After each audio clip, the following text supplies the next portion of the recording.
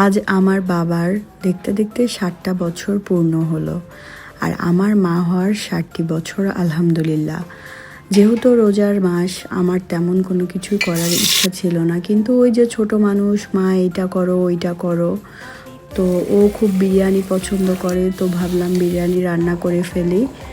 তো তাড়াতাড়ি বিরিয়ানি রান্না টান্না করে ওর জন্য একটা ছোট ডেকোরেশন করেছিলাম, মানে ও খুশি হবে তাই। আর ওর কিছু বন্ধু আছে আমাদের বিল্ডিংয়ে, তো ওদের বলেছিলাম, সবাই আসছিল ইফতারির সময়, ইফতারি করেছে, তারপরে অল্প খাওয়া দাওয়া করেছে। এরপরে ও খুবই ফুটবল পছন্দ করে, তো এখন ওর জন্য একটা ফুটবলের একটা কেক নিয়ে আসা, মানে ফুটবল থিমের একটা কেক নিয়ে আসা হয়েছিল, আর সে তো খুবই খুশি। এখানে সবাই মিলে কেক কাটছে। এই যে এভাবেই বাবা, তুমি অনেক বড় হও, দোয়া করি সব সময়, মার একটা লক্ষ্মী ছেলে তুমি।